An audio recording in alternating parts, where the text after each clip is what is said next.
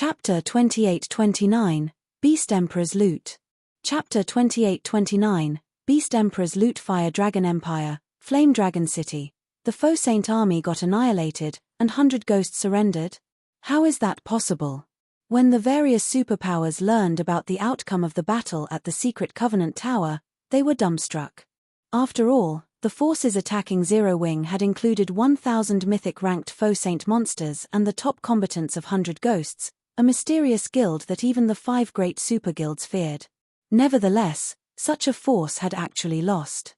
Moreover, the loss had been an utter rout, a one-sided massacre. The various superpowers were especially shocked when they saw the video of the purifying light vaporizing a large chunk of the foe Saint army and heavily injuring every one of the foe Saint saboteurs. They felt as if the system was playing a cruel joke on them when they watched this attack. Meanwhile, inside Frost Heaven's residence, when Mushin read the report her subordinate sent her, she exclaimed in shock, "Amazing." As expected of Zero Wing, Frost Heaven had considered helping Zero Wing out of its predicament. However, after gaining a reserve spot for the 12 great guilds, Frost Heaven had faced many problems. Sky Dragon House and Pride Empire were especially troublesome. The 2 super guilds had clashed with Frost Heaven on numerous occasions in the Fire Dragon Empire after the competition. In addition, superpowers like Mythology and Miracle secretly interfered with Frost Heaven's operations. This made it incredibly difficult for Frost Heaven to spread its influence across the Fire Dragon Empire. If not for Frost Heaven garrisoning various major NPC cities in the Fire Dragon Empire and gaining a homeground advantage, the guild would have long since gotten torn to shreds. After all, Sky Dragon House and Pride Empire had incredibly deep roots in the Fire Dragon Empire. In fact, some of the Fire Dragon Empire's NPC forces had even allied with the 2 super guilds. Fortunately, Frost Heaven had also occupied the Snow Lion Kingdom, a coastal country. The kingdom provided Frost Heaven with a continuous supply of resources and funds, allowing the guild to keep fighting in the Fire Dragon Empire. A mobile fortress, is it? Hong Xinyuan also couldn't help feeling a little envious when he read the information regarding the small mobile fortress. I wonder when we will be able to obtain one of our own. According to the reports, with the offensive and defensive capabilities of the mobile fortress, it could survive in a level 140+ neutral map. This made it a dream facility of all superpowers at this stage of the game. Not only did level 140+ neutral maps allow players to level up much more quickly, but they also held various rare resources, legacies, ancient ruins, and even 7 luminaries crystals. Originally, players could acquire 7 luminaries crystals from only a few specific maps. However, all maps above level 140 had a considerable chance of spawning 7 luminaries crystals. This was because the random team dungeons and time-limited regional dungeons that appeared in these maps all had a small chance of dropping 7 luminaries crystals. However, level 140+ maps were incredibly dangerous. Not only did foreign energies that would rapidly corrode a player's body permeate these maps, but powerful monsters were also rife in them. Although level 140+ maps were not as dangerous as Forbidden Lands, beast tides frequently occurred there, regardless of night and day. Even Tier 4 experts would perish if they accidentally came across one of these beast tides and got surrounded. Most importantly, level 140+ maps were the main hunting ground of NPCs. Now that Zero Wing had the mobile fortress, Hong Xinyuan could already imagine just how much of an advantage the guild would have in the future. In fact, its complete control over the Secret Covenant Tower already provided it an advantage not even super guilds possessed. At this point, all Zero Wing needed to do was wait until it had a sufficiently large number of Tier 3 players. With ample strength, the guild could begin occupying various resource spots and NPC cities in God's domain. Eventually, Zero Wing might even become an existence rivaling the 5 great super guilds. At the same time, Cold Shadow, in the distant Apocalypse Empire, also received this shocking piece of news. Interesting. Even the foe Saint army and 100 ghosts are helpless against them. Cold Shadow revealed a rare smile on her face when she read the report her subordinate sent her. After suffering such a miserable loss, Lu Xingluo will most likely lose his position as heir. What should we do now, Vice Guild Leader? White Feather asked worriedly. The guild leader sent us here to lay a solid foundation on the eastern continent so that we can dominate both continents in the future. Yet, Zero Wing is growing stronger while Miracle has half a foot in the grave. Don't worry.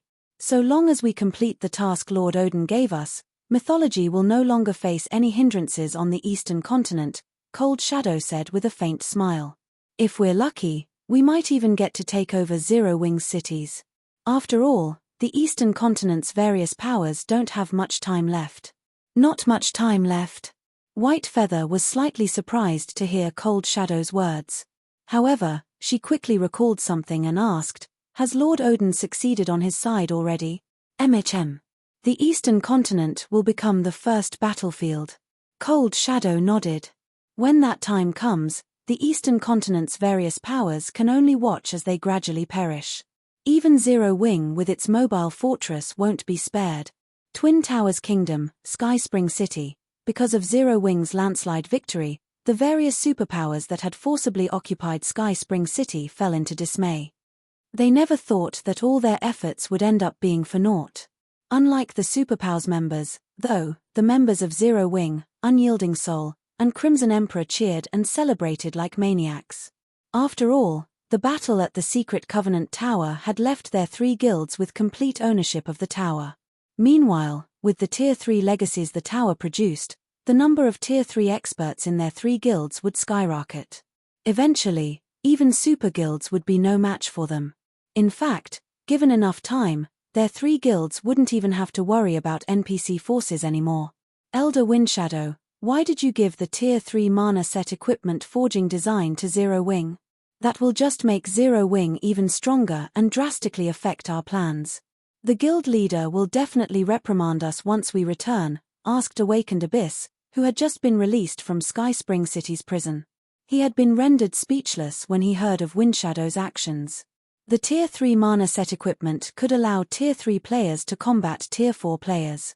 Any guild that could mass-produce this set would become a huge threat in the game. In fact, the set's forging design could even be considered more valuable than the mobile fortress. After all, the mobile fortress could secure only one location at a time. In comparison, having multiple Tier 4 combatants allowed a guild to secure multiple positions simultaneously. Abyss, do you still not understand Elder Windshadow's personality? Longday suddenly asked, smiling. Do you really think he would let Zero Wing take advantage of him? What do you mean? Awakened Abyss asked in wonder. With how powerful the Tier 3 mana set equipment is, do you think Zero Wing can mass-produce it just by having its forging design? Chuckling, Longday explained, the minimum requirement to forge the set is an advanced master forger. In addition, the forger in question has to be at the advanced magician standard. Most importantly, the set needs incredibly rare materials to produce. Mana adamantite is hardly available even on our side, let alone here. And even if we assume Zero Wing can actually manufacture the set, there is still the Tier 4 strength requirement for equipping it. If Zero Wing can't fulfill even one of these points, that forging design will be no better than a piece of scrap paper. Upon listening to Longday's explanation, Awakened Abyss immediately came to a realization. Smiling, he said, in other words, what Zero Wing got is merely a piece of scrap paper. That's right. That Black Flame thinks that he made a huge profit, but that's far from being the case in reality, Longday said, nodding. However, we should leave this place quickly. The guild leader notified us that this continent is soon to be doomed. Once we finish our tasks here, we need to return as soon as possible. It would be bad if we got dragged into the mess. Read latest chapters at Wuxia World. EU. I understand. I'll go complete the tasks the guild leader gave me together with Jade Leaf, Awakened Abyss said, growing even more excited after hearing Longday's subsequent words. Previously, he had still been entertaining thoughts of revenge on Zero Wing. However, they now seemed superfluous. While 100 Ghosts' members were preparing to leave Sky Spring City, inside the distant mobile fortress, Shifeng was shocked when he inspected the items Beast Emperor dropped. How did this thing end up in his hands? For a time, Shifeng couldn't help doubting his eyes.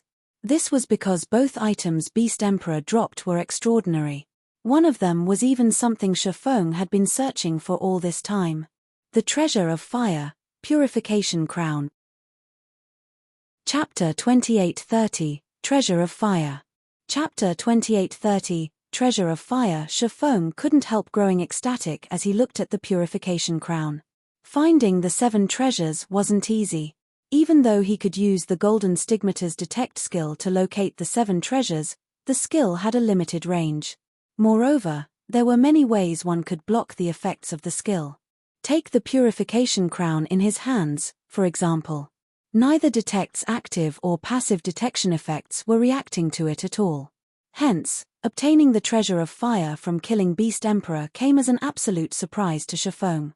He tapped his finger on the Purification Crown and called up its attribute panel, curious about the functions of this legendary Treasure of Fire. Purification Crown, fragmented legendary rank item, a fragment of the Treasure of Fire. However, due to being sealed by the evil god, the fragment is incapable of exhibiting its true power.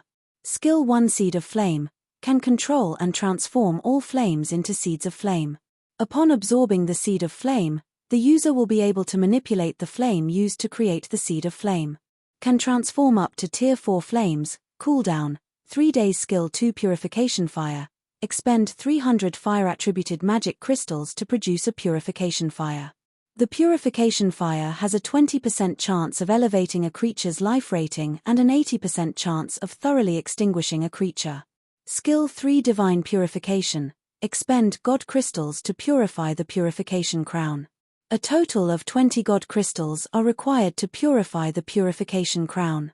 Current number of absorbed God Crystals, 0. This item is corroded by the evil god's power. The Golden Stigmata can purify the evil energy corroding this item with the help of God Crystals. Cannot be destroyed. Has a chance of dropping on death. No wonder Beast Emperor was able to create so many mythic faux saints. He's been relying on this crown's ability. Realization dawned upon Shifeng when he finished reading the Purification Crown's attributes. He had to admit that every one of the 7 treasures was heaven-defying.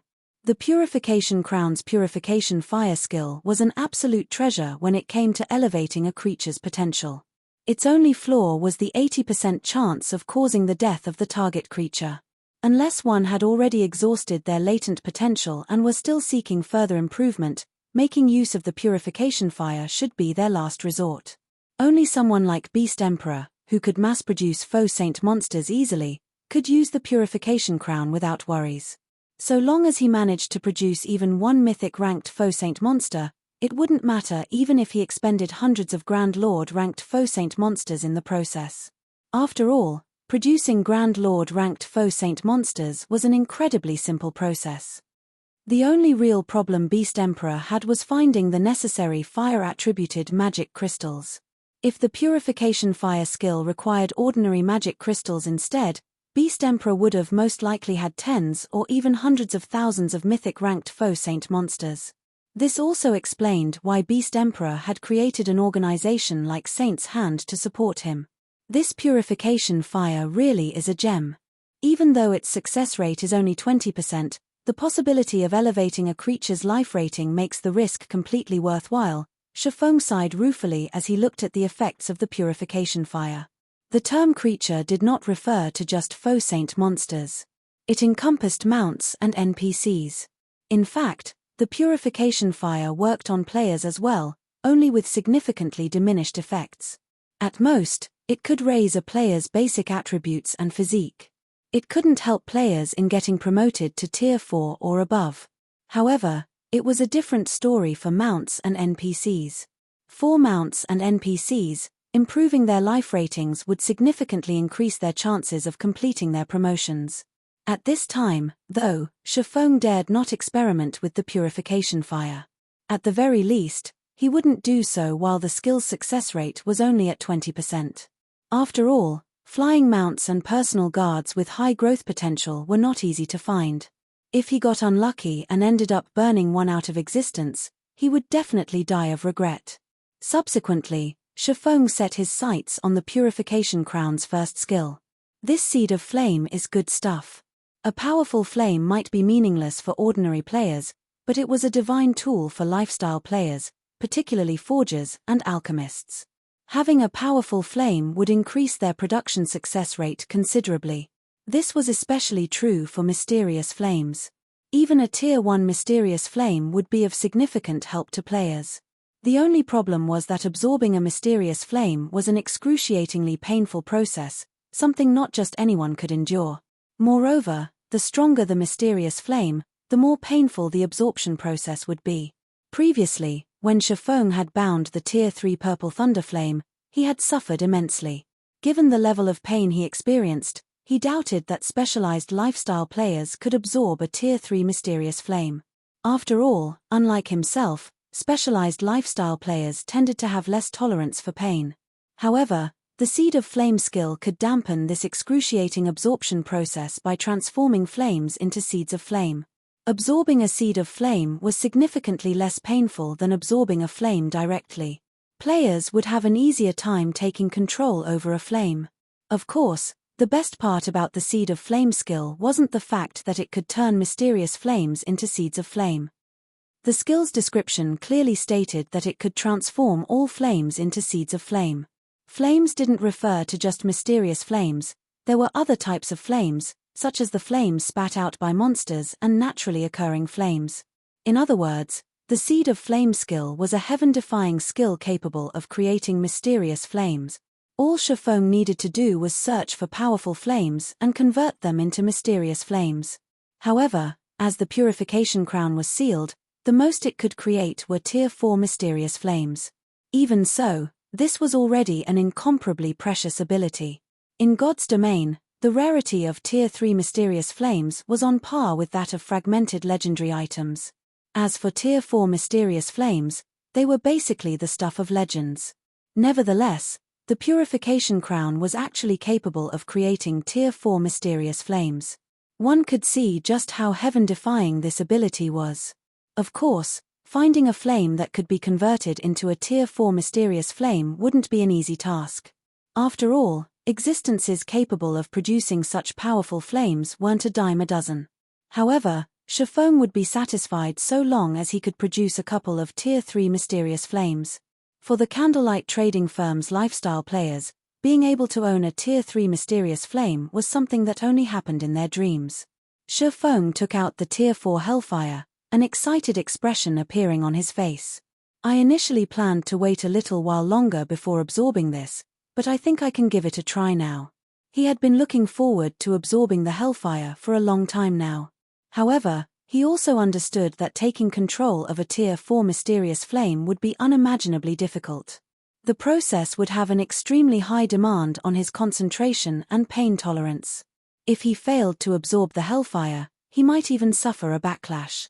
Hence, after obtaining the Hellfire, he did not dare casually absorb it. Moreover, after he had reached Tier 4, his soul had been strengthened significantly, which allowed him to resist the Soul Chain's threat for a much longer period. There had been no need for him to take such a risk. However, now that he had the Purification Crown, he wouldn't have to worry about the risks of absorbing the Hellfire. Subsequently, Shifeng used the Purification Crown on the Hellfire. The crown immediately released a dazzling radiance, and a golden mist enveloped the Hellfire. Upon sensing the threat from the Purification Crown, the Hellfire began resisting violently, its aura flaring until it rivaled that of superior mythic monsters. Read latest chapters at Wuxia World. EU. However, the Purification Crown was one of the 7 treasures, an item carefully crafted by the goddess of space, an ancient god. Even if it was only a fragment of the original treasure of fire, its power wasn't something a Tier 4 mysterious flame could resist. 20 seconds later, the Purification Crown devoured the Hellfire completely and transformed it into a dark grey seed of flame. In its current form, the Hellfire's power was drastically suppressed. System: do you wish to absorb the seed of Hellfire? Absorb. Upon seeing the system prompt, Shifeng chose to absorb the Tier 4 seed of flame without hesitation. Chapter 2831, Tier 4 Mysterious Flames Effects. Chapter 2831, Tier 4 Mysterious Flames Effects. As soon as Shifeng chose to absorb the seed of flame, the dark grey seed in his palm turned into streaks of light that merged with his body. Immediately afterward, Shifeng couldn't help gritting his teeth. It hurts so much. The pain he currently felt was far beyond what he had felt when he absorbed the Tier 3 Purple Thunder Flame. It was like his blood was boiling and millions of ants were nibbling at his bones. If not for the recent breakthrough in his concentration, he would have most likely failed to endure this pain. The next moment, a loading bar showing his fusion progress with the Seed of Hellfire appeared before him. The loading bar filled up at a snail's pace, increasing by only 1% every dozen seconds or so. The pain is already so unbearable even with the help of a Seed of Flame. It's no wonder so few players managed to control a Tier 4 mysterious flame in the past. Realization dawned upon Shifeng as he looked at the slowly rising fusion bar. Any normal person would lose their mind if they had to endure this pain for even a second, yet this pain was only the result of absorbing a Tier 4 Seed of Flame. He couldn't even begin to imagine how much pain directly absorbing a Tier 4 mysterious flame would involve. At this point, Shifeng suspected that the people who had successfully absorbed Tier 4 mysterious flames in his previous life had done so using special means like he did. After all, he had honed his pain tolerance for 10 years in the game. In this life, he had even developed his concentration beyond what he had in his previous life. Despite that, he still found absorbing even a weakened Tier 4 mysterious flame unbearable. What would it take to absorb an unaltered Tier 4 mysterious flame? 3%, 10%, 30%. Hold on. I must hold on. At this point, Shifeng was gritting his teeth, and his eyes were bloodshot. His complexion was also unprecedentedly pale. And worse, as the fusion progressed, its rate of increment gradually slowed down. Even after 2 whole hours had gone by, the fusion bar had reached only 73%. In addition, when the fusion crossed 60%, the Seed of Flame within him began radiating powerful mental assaults every second, battering his sea of consciousness. The subsequent mental assault that hit him at 74% nearly made him collapse. His consciousness began blurring, and he felt as if he was about to lose control of his body. This won't do. I need to think of a way to resist these mental assaults. Otherwise, I won't last until the end. While fusing with a mysterious flame, players had to remain conscious throughout the process. Otherwise, the fusion would be deemed a failure. Upon thinking up to this point, Shifeng began applying his mental defense technique against the Seed of Flame's mental assaults, gathering his focus into a single point and stealing his mind. While this technique worked wonders initially, after the fusion progress reached 80%, the Seed of Flame seemingly noticed his trick. Immediately afterward, the Seed began releasing mental assaults at a much higher rate, going from once per second to twice per second, then even increasing to 3, 4, 5 times per second. The frequency of the mental assaults continuously escalated, the Seed of Flame adamant in breaking Shifeng's mind. It can even play such a move. Shifeng was stupefied by this situation. Faced with these high-frequency mental assaults, Shifeng dared not relax for even a moment. However, maintaining his mental defense technique also made him feel indescribably uncomfortable. This technique was akin to a person flexing their muscles. While one could harden one's muscles by flexing them, it would be exhausting to keep one's muscles flexed for long periods. Likewise, Shifeng couldn't keep his focus condensed for long periods. Moreover, as his mental defense technique was much more complex than the flexing one's muscles, the time he could maintain it was even shorter. 83%, 87%, 92%. The more frequent the mental assaults were, the less time he had to breathe. At some point, his mind even began feeling suffocated. Is it still not done? Looking at the fusion bar, Shifeng felt as if he was on the brink of collapse. At this time, his body pains already felt insignificant compared to the mental suffocation. In fact, his body was already ignoring the burning pain the Seed of Flame inflicted. Now, the only thing his mind could think of was finding an opportunity to catch a breath. Just when Shifeng felt as if he would die from suffocation, the system's indifferent voice entered his ears. System, the Hellfire's fusion is complete. The Hellfire is now bound as player Yifeng's personal property. System, congratulations. You have been tempered by the Hellfire.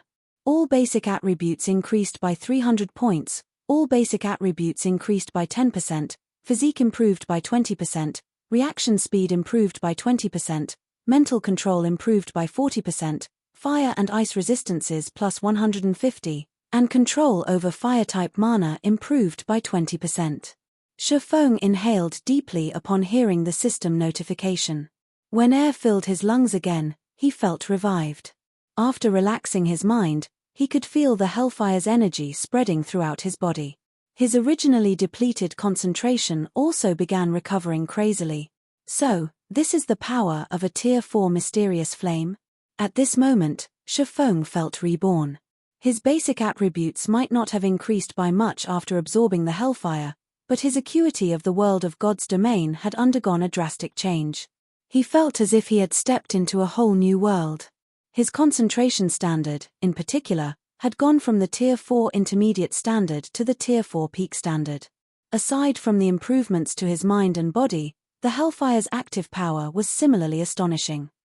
Hellfire, Tier 4 Mysterious Flame, when activated, improves destructive power by 100% and effects of fire-type skills and spells by 100%, grants attacks a 150% mental assault modifier, and increases the success rate of forging, alchemy, and cooking by 25%.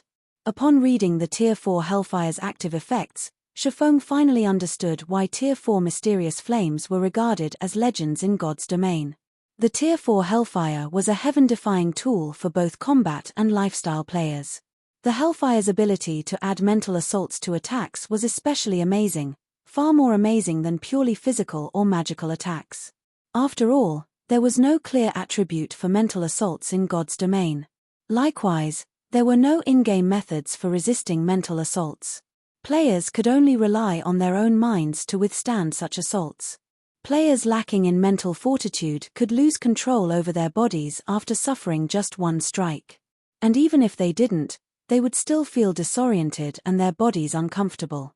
Now that Shifeng had the Hellfire in his possession, he dared to confront even superior mythic monsters of the same level directly.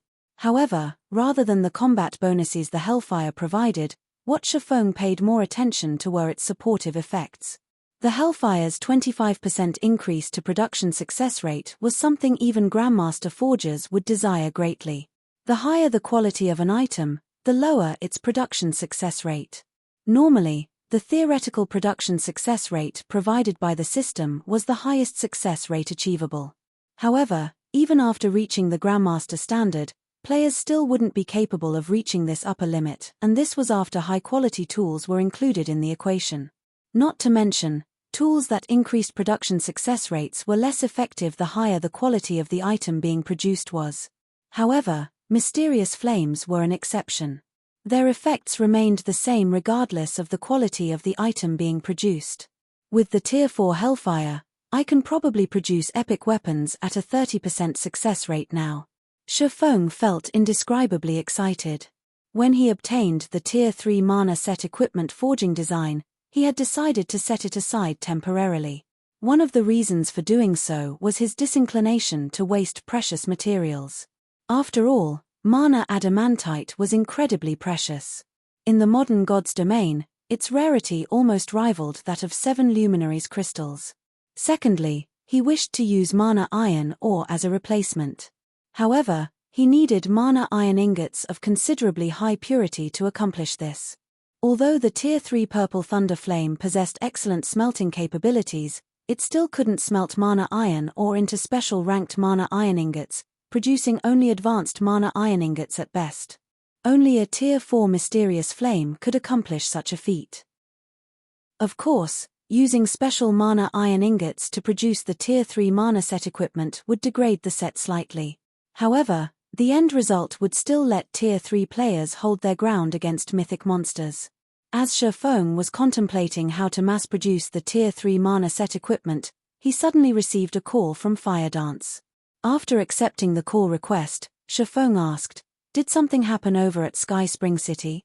News of the battle at the Secret Covenant Tower had shaken the entire God's domain. At this point, it was no exaggeration to say that no player forces in the Twin Towers Kingdom would dare go against Zero Wing. Logically, there shouldn't be any problems there. Read latest chapters at Wuxia World. No. It's just that there are too many people applying to join Zero Wing right now, Fire Dance replied with a bitter smile. We gained over 500,000 new members after just half a day, including over 10,000 Tier 3 players. All of the top-tier weapons and equipment we got from the battle in Sky Spring City before have already been exchanged. If we don't replenish the warehouse, we won't be able to expand our forces further even if we want to. I understand.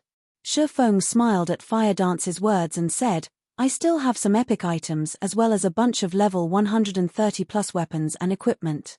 They should be enough to tide us over for now. I'll figure out a follow-up solution later. Fire Dance simply responded with a helpless nod. With the number of guild members waiting to exchange for weapons and equipment, a few hundred pieces of level 130 plus weapons and equipment wouldn't make much of a difference. They would most likely be gone in half an hour. However, as she was pondering how the guild could acquire more weapons and equipment, a massive batch of weapons and equipment suddenly appeared in Zero Wing's guild warehouse. These weapons and equipment were none other than the epic weapons and equipment Shi Feng had purchased in the ancient god's domain. There were also the various weapons and equipment he got from grinding at the anti-magic volcano, which numbered over 6,000, with even the most inferior piece being level 130 bronze equipment. Chapter 2832, Popular Warehouse. Chapter 2832, Popular Warehouse Sky Spring City, Zero Wing's residence. Boss, now that we've joined Zero Wing, I get the feeling that Zero Wing isn't so amazing after all, a level 121, Tier 3 summoner commented to the red-haired woman standing beside him.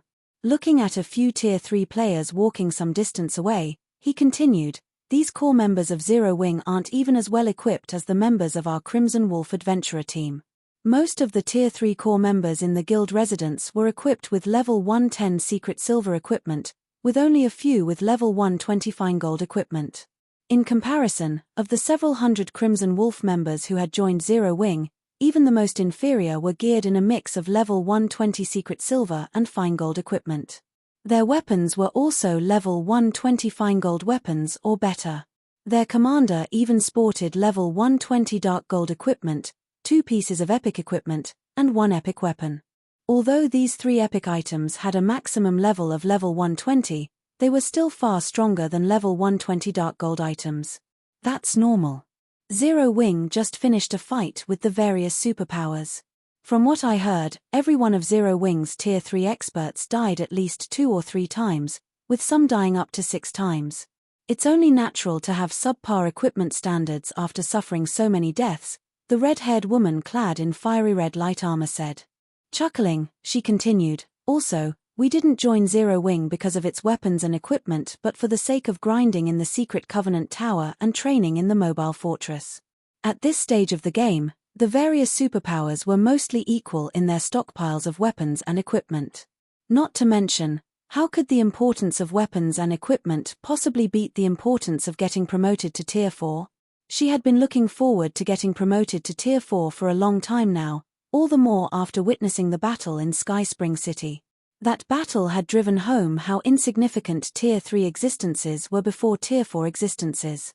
Despite being one of the top-ranking peak experts in the Twin Towers Kingdom, she doubted she could last more than one hit from a Tier 4 player.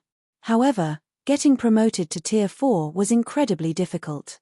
Even if she could find a Tier 4 legacy land, completing her promotion quest would still be a struggle with her present technical standards.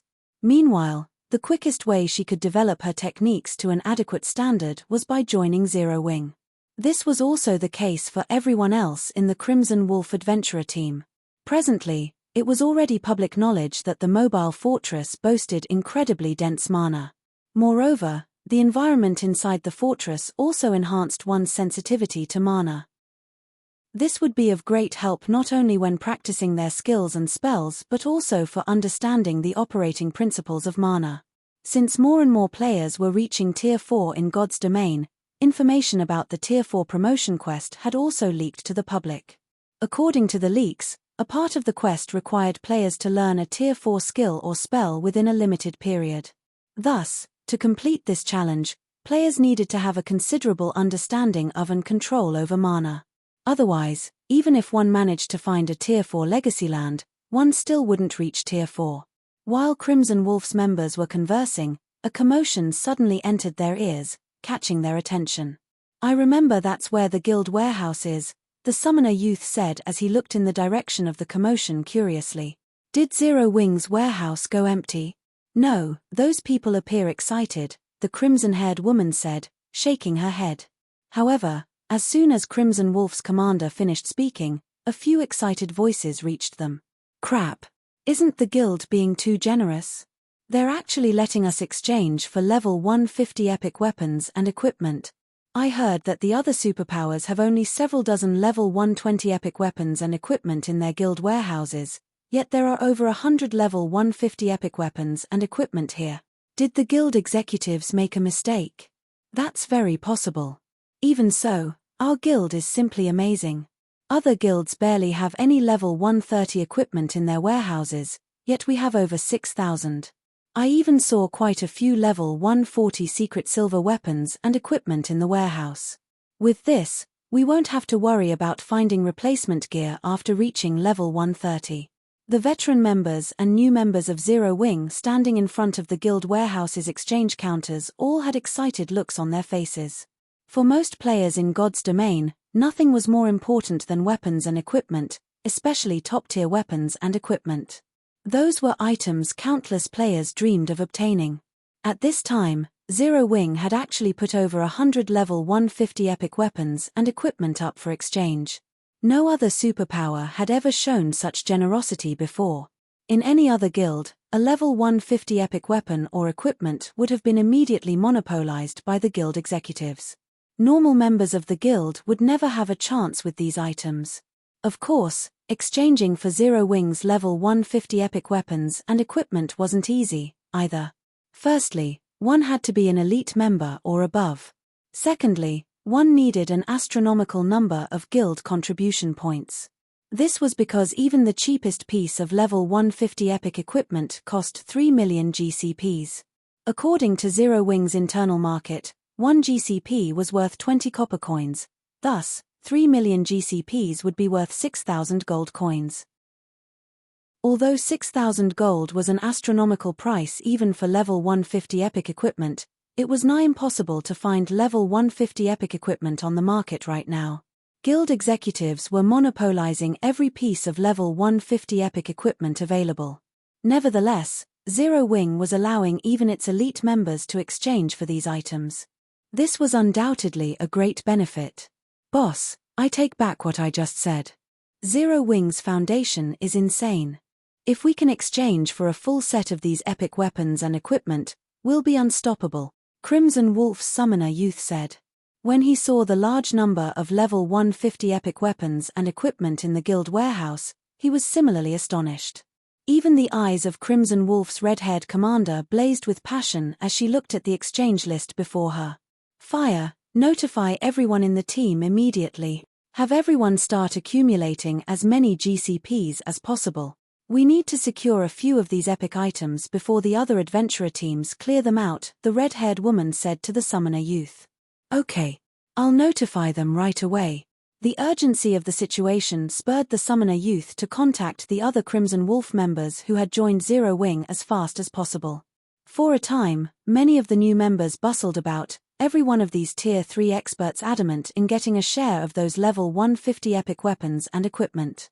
Some of the adventurer teams that joined Zero Wing recently even exchanged their level 110 to level 120 top-tier equipment for GCPs. Since the guild purchased weapons and equipment at 10% to 15% below market value, nobody would normally be willing to trade in their old weapons and equipment for GCPs. They would rather slowly accumulate GCPs through guild quests. However, the current situation was different. There were only so many level 150 epic weapons and equipment available for exchange. If they did not secure these items as soon as possible, other people would do so. Meanwhile, trading in weapons and equipment was undoubtedly the quickest way to accumulate several million GCPs. As a result, in just half an hour after Zero Wing's warehouse was updated, it had gained an additional 2,000 level 120 top-tier equipment and 7,000 level 110 top-tier equipment. The guild's equipment crisis got resolved in the blink of an eye. Guild leader, This move of yours worked wonders. With all these adventurer teams contributing their weapons and equipment to us, we should be able to last for a few more days, Fire Dance said joyfully. It's still too soon to celebrate. Looking at Fire Dance's excited expression, Shifeng smiled and said, notify everyone in the guild that the guild will no longer restrict their activity to just the guild cities and secret covenant towers vicinities. Everyone can move freely now.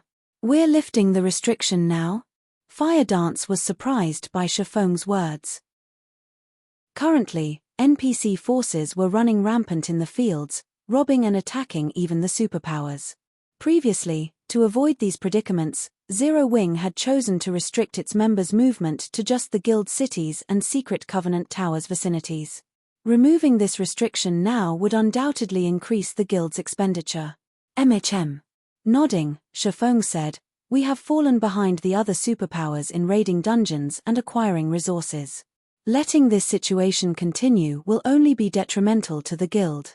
Now that the various superpowers no longer dare have designs on the secret covenant tower, there's naturally no need for us to continue hiding. I understand. I'll make the necessary preparations right away, Fire Dance said. After giving the matter some thought, she found Shifeng's words reasonable.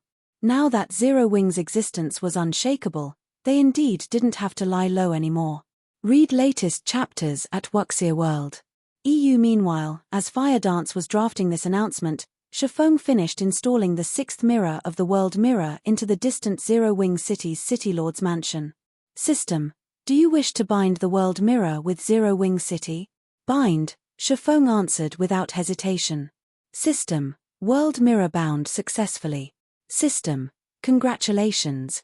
Zero Wing City has reached the requirement to become a basic main city. Do you wish to upgrade it?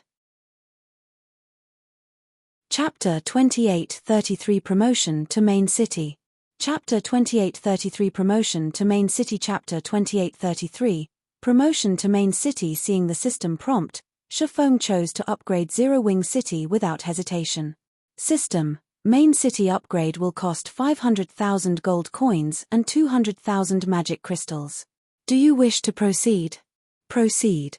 Shifeng was not at all surprised by the upgrade cost. He had long since prepared the necessary funds. The next moment, 500,000 gold coins and 200,000 magic crystals disappeared from his bag. He then received another system notification. System: payment completed. All players within Zero Wing City will be teleported out of the city in 3 minutes. Upgrade is estimated to take 2 hours. Zero Wing City Region System Announcement: Zero Wing City will commence upgrading into a basic main city. All players within Zero Wing City will be teleported out of the city in 3 minutes. Players within the city are advised to make the necessary preparations. After the regional announcement's appearance, the several 100,000 players that populated Zero Wing City promptly broke out in doubt and exclamations. What's going on? Zero Wing City's getting upgraded into a main city? Zero Wing City isn't even an advanced city yet. How can it get promoted into a main city? What did Zero Wing do? The independent players and guild players operating in Zero Wing City were thunderstruck by this unexpected piece of news. This was especially true for the various guild players. They felt as if the system was playing a bad joke on them. Ordinary players might not understand the significance of a main city, but guild players like themselves knew just how difficult it was to raise a guild city status to main city. In fact, even upgrading a guild city into an intermediate city was already incredibly difficult for guilds at this stage of the game.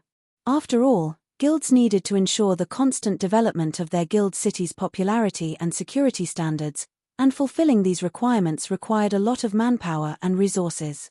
However, after Zero Wing had prohibited NPCs from entering its guild cities and increased the entrance fees the cities charged, Zero Wing City's prosperity and popularity had plummeted. At this point, let alone getting promoted into a main city, even getting promoted to an intermediate city should be impossible. Yet, the system was now telling them that Zero Wing City was already getting upgraded into a main city. This defied credence. However, no matter how much the players inside Zero Wing City refused to believe the system announcement, the system's timer continued counting down the seconds. Eventually, after 3 whole minutes elapsed, every player in the city was teleported out of the city. Only after finding themselves standing outside the city walls did everyone understand that Zero Wing City's promotion was real. This astonishing piece of news quickly reached the ears of Star Moon Kingdom's various powers, and all of these powers were inevitably shocked. In an era where most superpowers did not even possess a single intermediate guild city, Zero Wing had already secured itself a main guild city. This situation was simply unbelievable. When Liang Jing, who was working in Silverwing City, heard about Zero Wing City's promotion, she hurriedly contacted Shifeng and asked, "Guild leader, what did you do? How did Zero Wing City get promoted into a main city?" Currently, even the popular Silverwing City was still a long ways from becoming an advanced city. She found it simply incredible that Zero Wing City, which was drastically inferior in terms of popularity, could become a main city ahead of Silverwing City. However, while Liang Jing was confused by this unexpected development, she couldn't help growing excited over it as well. After all, Zero Wing's present situation wasn't as rosy as everyone thought. Although the various superpowers had given up on cornering Zero Wing after the battle at the Secret Covenant Tower, they continued to suppress Zero Wing economically. Although Zero Wing indeed possessed combat power surpassing even that of the 5 great super guilds, it was still limited to passive self-defense. The guild couldn't actively wage war against the various superpowers. Not to mention, due to the war of attrition with the various superpowers, Zero Wing was now severely lacking in weapons and equipment. To make matters worse, the income Zero Wing generated from its guild cities continued to decline. After the major system update, maintenance costs for NPCs had increased. Moreover, guilds were now required to pay upkeep for buildings and magic arrays. And although there was the teleportation hall in Silverwing City, most adventurer teams dared not enter Silverwing City at all, due to the pressure from the various superpowers. At this point, if not for the huge sum of funds from Crimson Emperor and Unyielding Soul, Zero Wing would have long since gone bankrupt and crumbled. Gaining a main city now would undoubtedly solve Zero Wing's financial problems. This was because a main guild city was much more amazing than an ordinary guild city. First and foremost, a main city was much larger than an ordinary guild city. Even a basic main city could easily accommodate more than 10 million inhabitants. Secondly, there were some high-end buildings that could be constructed only in main cities. Thirdly, a main city could recruit up to 30,000 NPC soldiers. With so many NPC soldiers, the main city's security system would be much less vulnerable than ordinary guild cities. Lastly, a main city had the authority to govern a region. With this authority, a city could dispatch up to 20,000 of its soldiers to fight outside the city. In other words, the entire map the city was located in would be under the city's control. If Zero Wing City really did become a main city, the guild could afford to open the city to NPCs, and none of the various NPC forces would dare make trouble in the city. "It's a secret," Shifeng replied, chuckling. "However, you should get ready on your side. Once Zero Wing City's upgrade is complete, I plan to open the city to the public and construct a teleportation hall in the city that will connect it with Sky Spring City. At that time, I'll need you to manage Zero Wing City. As for Silverwing City's management, leave that to Melancholic." "You're having me manage Zero Wing City?" Liang Jing was confused. "But isn't Melancholic working in White River City? Wouldn't it be more convenient to have her manage Zero Wing City?" Shaking his head, Shifeng said, "No. After Zero Wing City's upgrade, I plan to transfer it to a neutral map far away from Star Moon Kingdom. Melancholic already has her hands full with Candlelight's matters in Star Moon Kingdom. The most she can do is manage Silverwing City. It would be impossible for her to manage Zero Wing City." Not only did Melancholic Smile have to manage the Candlelight trading firm, but as an advanced master forger, she also had to work on getting promoted to Grandmaster Forger. If she had to manage a main city on top of that, she wouldn't even have time to sleep. After all, a main city had many more things that required management than an ordinary guild city. Just the recruitment and management of the main city's 30,000 NPC soldiers would be more than enough to keep a person occupied.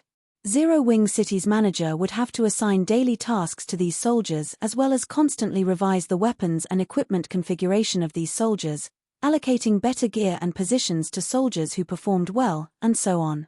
From his experience as a guild leader in his previous life, Shifeng understood just how tedious it was to manage a main guild city. In the past, it was precisely because he had to devote a significant portion of his time to handling guild affairs that he failed to reach Tier 4. Hence, in this life, he had pushed all these tasks to other people while he focused on improving himself. Otherwise, he wouldn't have achieved his current combat power. "You're also going to move the city?" Liang Jing's breathing quickened when she heard Shifeng's words. Just the fact that Zero Wing City was getting promoted into a main city was already plenty shocking. If Shifeng could also move the city to a neutral map, Zero Wing would be rich. So I need you to begin the necessary preparations now. You'll probably be very busy afterward, Shifeng said, nodding. Simultaneously, a hint of anticipation appeared in his eyes. Read latest chapters at Wuxia World. EU currently, of Zero Wing's 3 guild cities, Stone Forest City in the Dark Knight Empire and Silverwing City in the Orc Empire held strategic locations. In the case of Stone Forest City, it was necessary to stop the Dark World's invasion. As for Silverwing City, it served as a barrier to the Faux Saint Army's expansion. Hence, both cities should not be moved unless absolutely necessary. This left Zero Wing City as the only option to use as a foothold in high-level neutral maps. After all, unlike Stone Forest City and Silverwing City, Zero Wing City didn't counter any player forces. Moreover, Zero Wing City's position in Starmoon Kingdom no longer brought much value to the guild. 2 hours went by quickly, and an entirely new Zero Wing City came into view. Immediately afterward, Shifeng arrived in the City Lord's Mansion's core control room and injected 5,000 mana stones into the world mirror. He then transferred Zero Wing City to a level 140 neutral map, leaving the excited crowd outside the city dumbfounded. Chapter 2834, New Zero Wing City. Chapter 2834, New Zero Wing City. The city disappeared? What's going on? Wasn't Zero Wing supposed to get promoted into a main city? The players gathered at the Witch's Hill were inevitably confused when they saw Zero Wing City disappear all of a sudden. It just vanished into thin air. Did Zero Wing transfer the city elsewhere? That shouldn't be possible, right? This is a main city we're talking about. I looked into it before. If a main city will relocate within the borders of a country, transferring it requires not only an advanced city transfer order but also the permission of the host country. This is because a main city is deeply involved in the governance of the region it is in. A heated debate promptly arose over Zero Wing City's disappearance. Starmoon Kingdom's various powers, in particular, were nervous. After all, Zero Wing would automatically gain the ruling rights of whichever location Zero Wing City was transferred to. If this location happened to fall within their territory, they would have to say goodbye to their territory. Meanwhile, as Starmoon Kingdom's various players and powers were discussing this matter, Level 140 neutral map, Arctic Canyon, a majestic and wealthy city suddenly appeared on a cliff near the coast of this map, instantly occupying nearly half of the 20,000-yard coastline. The city faced a boundless, snowy forest and had its back to the frozen sea. It's finally my turn to control this region in this life. Shifeng couldn't help being a little excited as he looked at the ocean view outside the city. The Arctic Canyon was a level 140 to level 160 neutral map, one of the few neutral maps on the main continent connected to the sea. The Sea of Death was near the Arctic Canyon, and by crossing the Sea of Death, one could reach the western continent. The Arctic Canyon was one of the eastern continent's closest shores to the western continent. In addition, the Arctic Canyon also lay close to the top of the world. This was a new continent that countless experts in God's domain sought to conquer. Not only was the Arctic Canyon one of the few maps that led to the top of the world, but it was also the easiest entry point to this continent, which was 100,000 meters above sea level. In the past, every inch of land in the Arctic Canyon was worth its weight in gold. It was a place where the various superpowers sought to establish a foothold, no matter the cost. However, as most of the Arctic Canyon's terrain was uneven, the map could house only a limited number of guild cities, especially guild cities at the main city standard. The Arctic Canyon could house 4 main cities and 22 ordinary guild cities at most. Guild towns couldn't survive in this place at all. Even if the town received protection from a Tier 5 player, the blizzards here would still reduce it to a pile of ruins in an instant. For a shelter to survive here, it would need to be at the advanced city standard at a minimum. With such limited space, first-rate guilds and weaker would be dreaming if they thought they could establish a foothold here. In fact, most superpowers failed to do so in Shifeng's previous life. The 4 plots of land that could house main cities, in particular, were so heavily contested that even the 5 great superguilds met with failure. In the end, the 5 great superguilds had to share 2 of these lands, while the various superpowers shared the remaining 2. Yet, Shifeng had now claimed the Arctic Canyon's best plot of land for himself. How could he not be excited by this situation? After all, any player that had reached level 150, Tier 4 would have to visit the top of the world. This was because this new continent held plenty of ancient treasures and legacies, all of which were crucial for these players to further improve themselves. Back then, the top of the world was such a tempting place that even Tier 3 players had come to challenge it. Unfortunately, due to the top of the world being too distant from Star Moon Kingdom, it had been completely outside Shadow's sphere of development. Hence, Shifeng never actually set foot into the top of the world in the past. He had only ever heard stories about it. The Arctic Canyon, though, was a place he had visited in his previous life. This was because the Arctic Canyon served as a trade hub for the 2 main continents. Over 20% of the ships traveling between the 2 continents would stop at the Arctic Canyon. After all, not everyone had a flying mount, and neither was everyone capable of reaching Tier 4. The intercontinental magic arrays available had also been monopolized by the various superpowers. As a result, most trades conducted between the 2 continents were still seaborne. With this place serving as Zero Wings base, the guild would no longer have to worry about matters relating to funds, resources, and leveling up. Even the various superpowers working together wouldn't be able to suppress Zero Wing. Next up is to set up the 12-array magic world. Shifting his gaze to the control room's core magic array, Shifeng took out various materials he had prepared beforehand. Apart from some basic materials, the 12-array magic world also required 300,000 magic crystals, 107 luminaries crystals, and 200 magic elven stones to set up. Once operational, the magic array would need 800 mana stones every day to maintain it. Even with the Philosopher's Stone's alchemical synthesis, it would still cost 40,000 magic crystals daily. Just its maintenance could already bankrupt the average first-rate guild. An hour later, Shifeng finished integrating the 12-array magic world with Zero Wing's core magic array. Once he injected the necessary mana stones into the magic array, he could activate it whenever he wanted.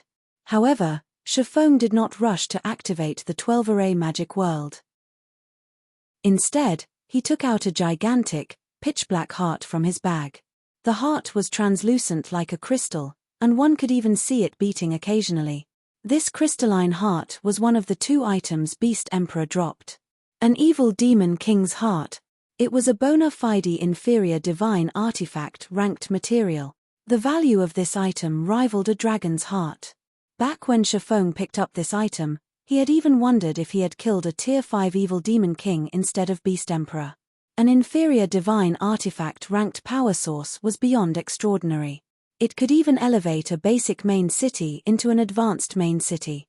Of course, the evil demon king's heart wasn't suitable to be used as a city's power source since it contained evil energy.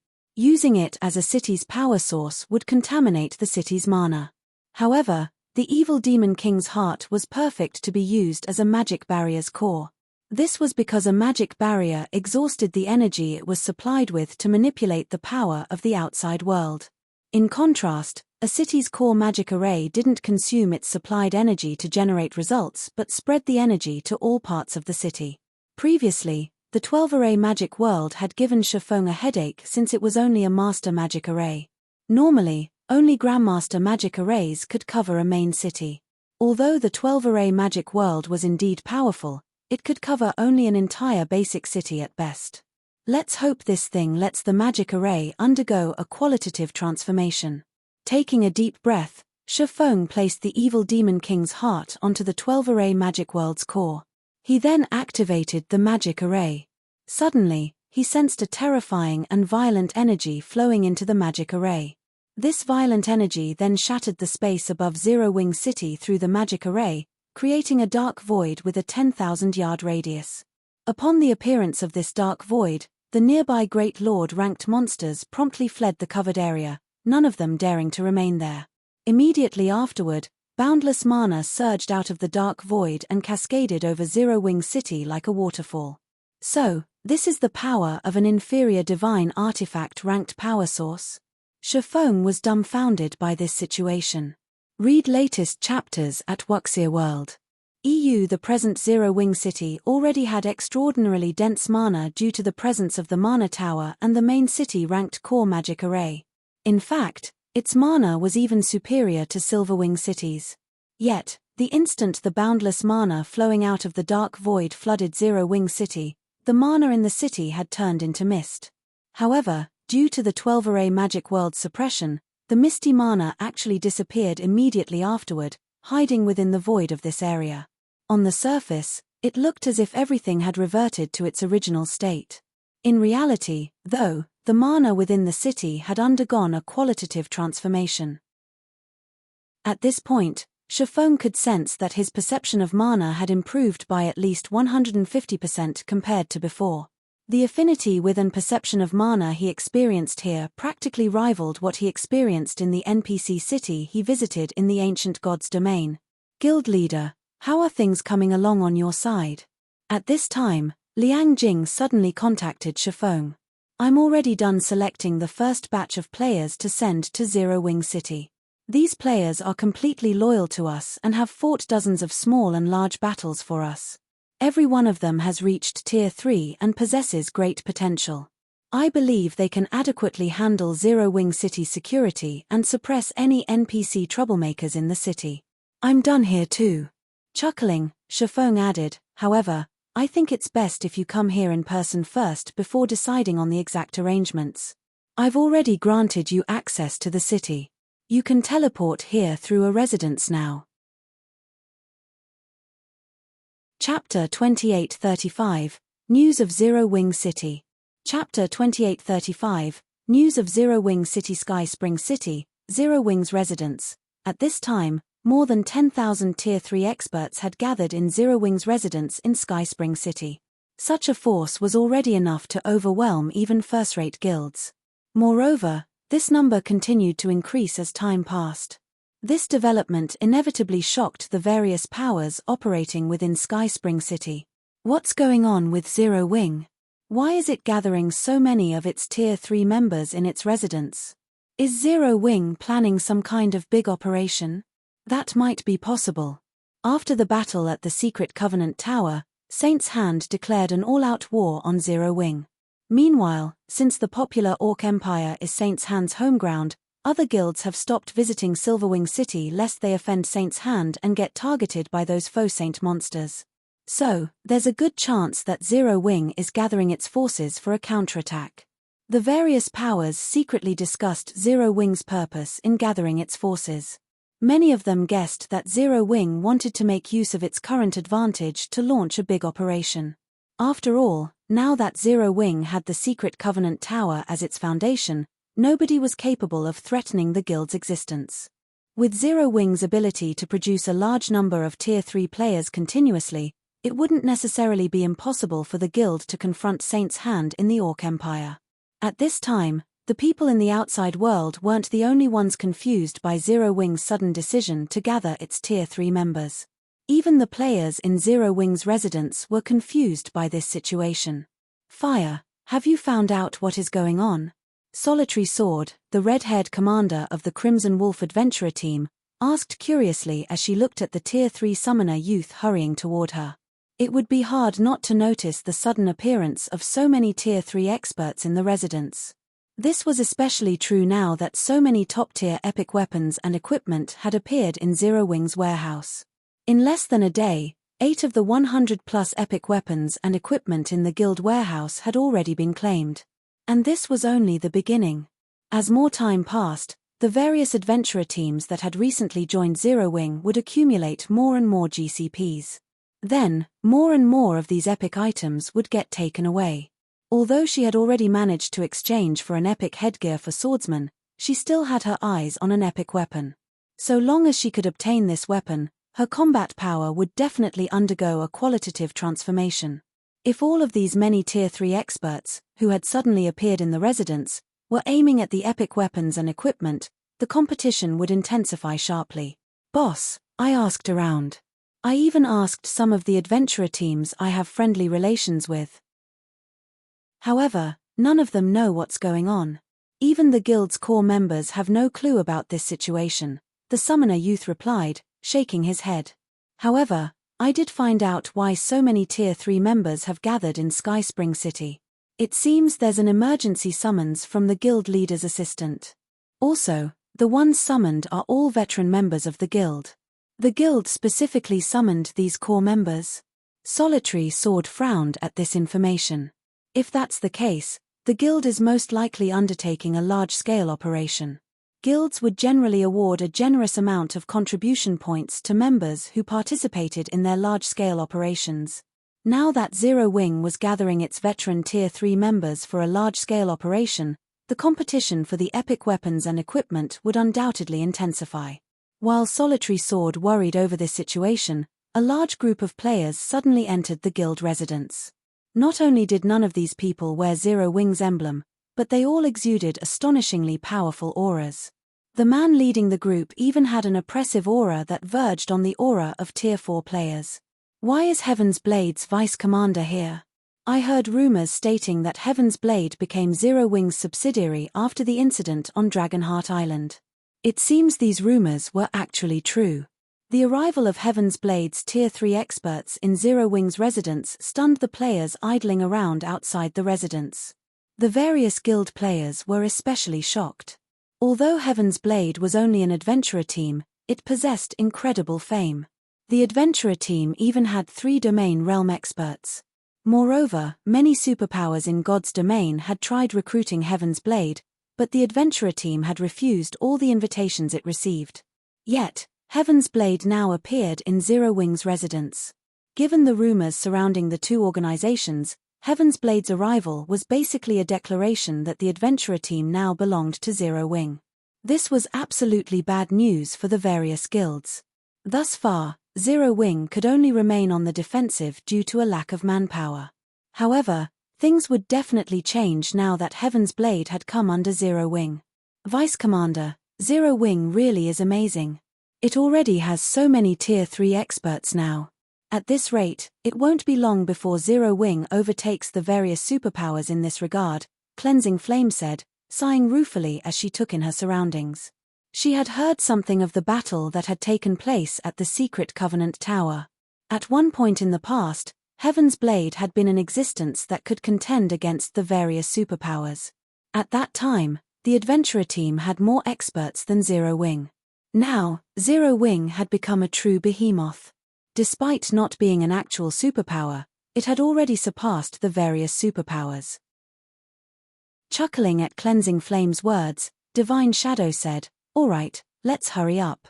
We shouldn't make guild leader Black Flame wait for too long." Nodding, Cleansing Flame quickly followed Divine Shadow to the residence's guild hall. Personally, she was very curious about why Shafong had suddenly called for Heaven's Blade's top combatants this time. Logically, with the number of Tier 3 experts Zero Wing had assembled in Sky Spring City, it shouldn't lack manpower here. In fact, the guild should be sending more manpower to Dragonheart Island instead. After all, the exploration of the World Tower's 4th underground floor wasn't an easy task. Shortly afterward, Divine Shadow and Cleansing Flame reached the top-floor meeting room of Zero Wing's residence. At this time, the executives of Zero Wing and the Azura Adventurer team had long been waiting here. The arrival of Heaven's Blade's members confused these executives.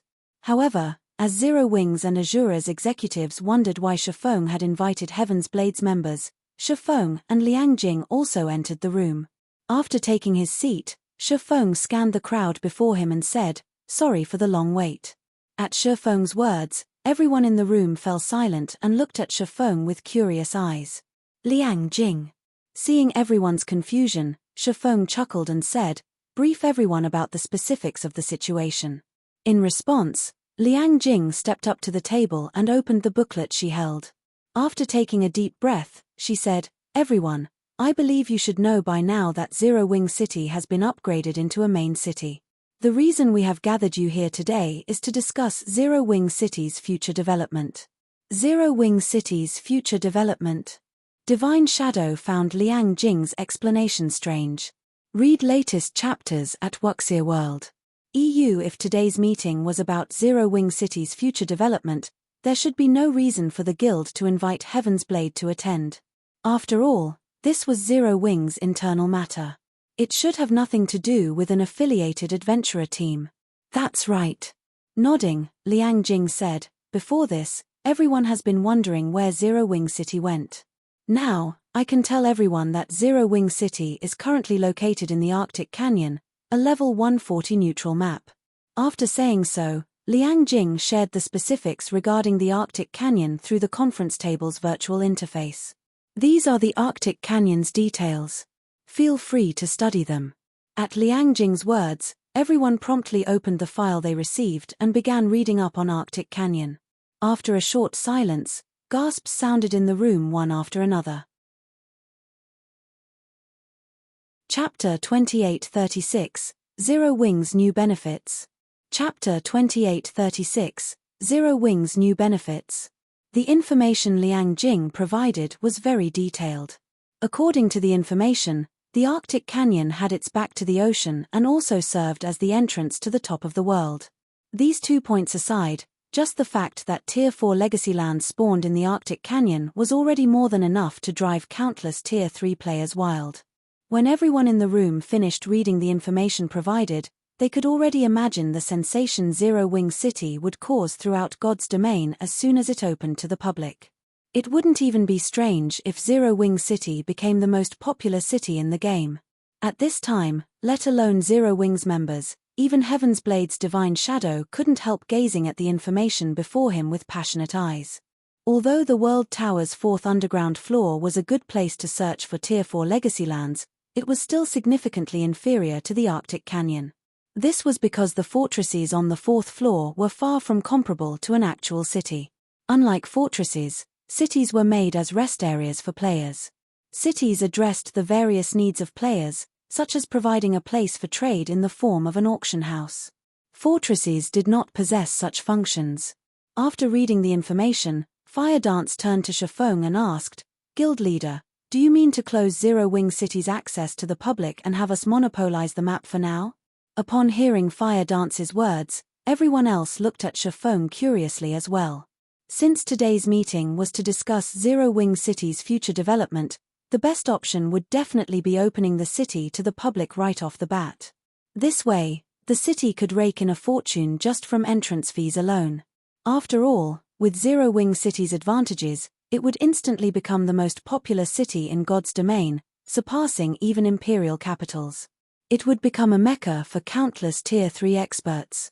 However, if Shifeng had decided to simply open Zero Wing City to the public, there would be no point in gathering them here today. He could do so on his own volition. That's right. Now that we have secured such a big advantage, we naturally have to use it to benefit ourselves. Only after we have grown stronger will we open Zero Wing City to the public, Shifeng said, nodding. It's just that operating a main city costs a lot. If it were an ordinary guild city, just the maintenance cost of 30,000 NPC soldiers could bankrupt several first-rate guilds.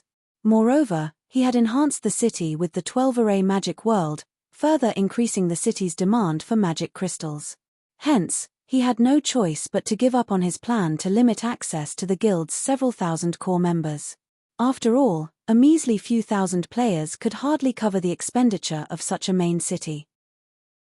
In that case, we might as well give access to all guild members. Of course, we will also have to charge an adequate fee since running a closed city is a losing business, Flying Shadow suggested. That won't do. Shaking his head, Blackie said, We have a lot of people joining Zero Wing recently.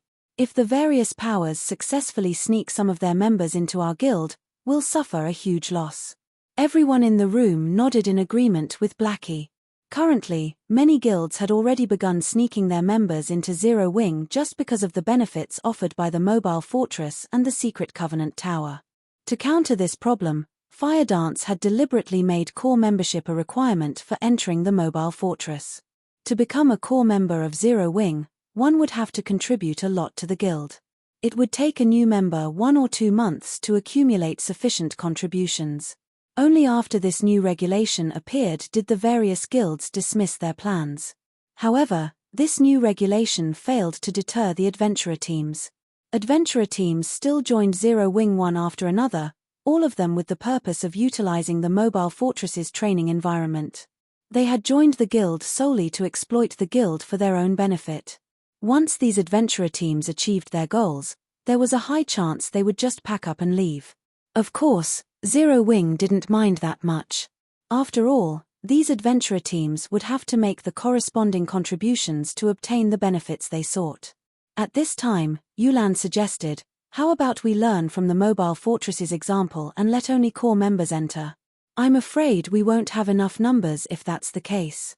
Shaking her head, Liang Jing explained, "Based on our current estimates, we need at least 80,000 people to keep Zero Wing City running normally. Even then, we'd have to charge 1 magic crystal per person. It cost 40,000 magic crystals just to keep the 12-array magic world running. After factoring in the magic crystals needed to keep the city's various other magic arrays and constructions operating, the city would need to make at least 80,000 magic crystals per day to avoid falling into the red. Moreover, this still didn't include the cost of the 30,000 Tier 3 NPC soldiers the guild planned to recruit. That much? Yulan was slightly surprised. A daily operational cost of 80,000 magic crystals was something even the various superpowers would find hard to stomach, especially since this was only one city they were talking about.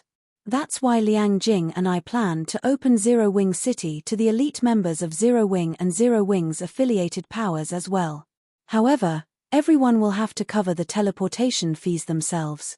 Elite members will also have to pay 3 magic crystals to enter the city, while core members will have to pay 2 magic crystals, Shifeng said. Apart from the core members we gathered this time, everyone else will be free to choose whether they want to enter the city or not. 3 magic crystals per person? This entrance fee rendered everyone present speechless. It was undoubtedly the highest ever charged in God's Domain's history. If the city were open to the public, there might still be many people entering the city despite the high cost. However, if access was limited to guild members, the number of players entering the city would be minimal. After all, players had far too few sources of magic crystals. For the average player, they could obtain magic crystals only by harvesting ores, doing quests, opening treasure chests, and raiding large-scale team dungeons. It was almost impossible for them to obtain magic crystals through standard grinding.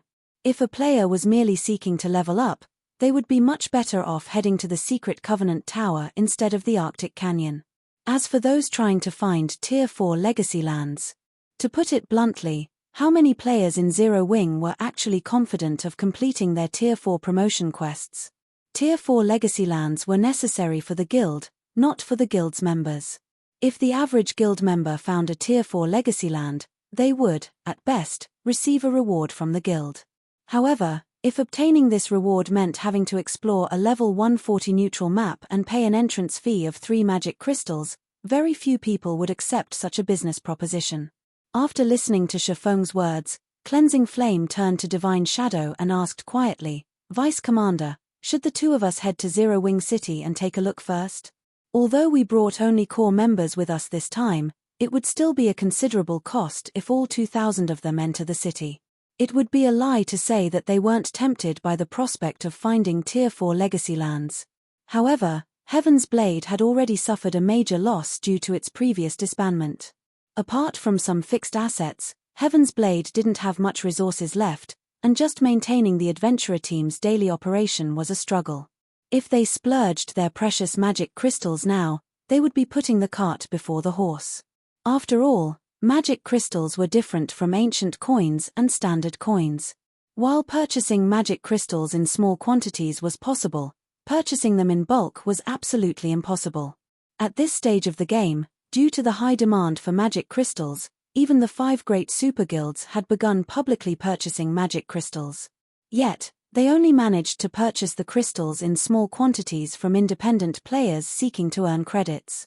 None of the various guilds or adventurer teams members would be dumb enough to trade magic crystals for credits. Emitim. We'll do that, Divine Shadow said, nodding. If the Arctic Canyon is better, we can shift our base of operations to Zero Wing City instead of continuing our struggle with the various superpowers on Dragonheart Island.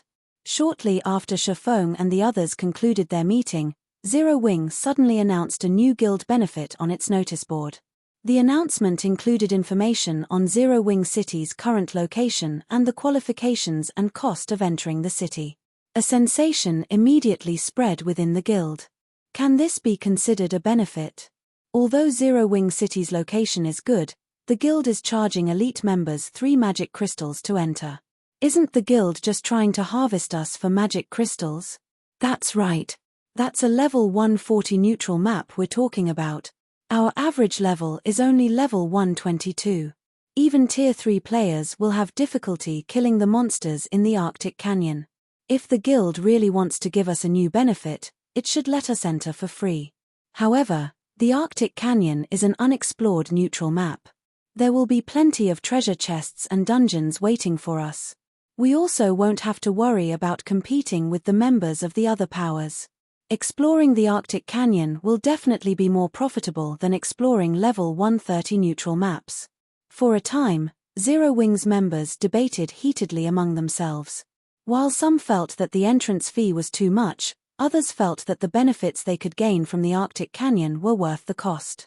Boss, should we head to Zero Wing City? The Tier 3 summoner youth from the Crimson Wolf Adventurer team asked Solitary Sword. Many of our team's members are planning to head to the Secret Covenant Tower to grind for levels first.